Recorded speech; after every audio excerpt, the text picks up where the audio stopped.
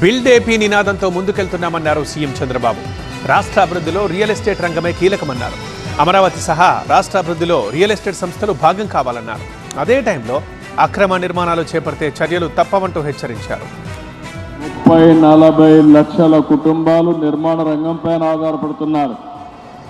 గడచిన 5 సంవత్సరాల్లో ఇసుక కూడా దొరకని పరిస్థితి ఉంటే నేను వస్తానే ఉచిత ఇసుక మళ్ళీ తీసుకొచ్చి ఎవ్వరు కూడా ఇసుక కొరత లేకుండా చేయగలిగాం. ఎక్కడైనా సరే నేను ఒకటే మిమ్మల్ని కోరుతున్నా, మీకు ఎవ్వరికి ఇసుక దొరకకపోతే నిర్మాణ రంగంలో మీరు దబాయించి తీసుకునే హక్కు ఈ ప్రభుత్వం మీకు ఇచ్చిందని చెప్పి కూడా నేను మీకు తెలియజేస్తున్నా.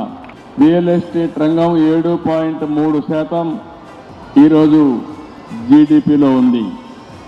ఇది 2047కి 20% పెరుగుతుందని $5.8 ట్రిలియన్ ఆర్జిస్తుందని చెప్పి కూడా ఒక ఎస్టిమేట్ తయారు చేశారు.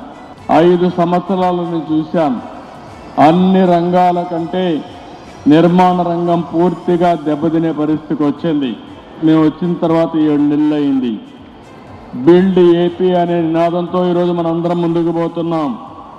నిర్మాణ రంగానికే కాకుండా అనుబంధ రంగాల్లో అన్నిటికీ ప్రాధాన్యత ఇచ్చాం. కొంతమంది అడ్డదారిలో పోవాలని చెప్పి కూడా ఆలోచిస్తారు. అలాంటి వ్యక్తుల వల్ల కూడా చెడ్డ పేరు వస్తుంది. ఇప్పుడు డ్రోన్స్ వచ్చాయి, టెక్నాలజీ పర్ఫెక్ట్గా వచ్చింది. ఇంత మునిపే తిరుపతిరావు గారు చెప్పినట్టు బిల్డింగులు కట్టినాక యాక్షన్ తీసుకోకర్లేదు.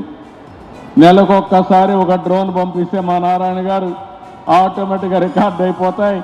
మీరు ఫౌండేషన్ వేయాలనుకుంటే ఏక మునిపే దాన్ని నిలబెట్టే పరిస్థితి, శక్తి ఈరోజు గవర్నమెంట్కి ఉంది. అది కూడా చేయొచ్చు అని చెప్పి కూడా నేను మీకు తెలియజేస్తున్నా.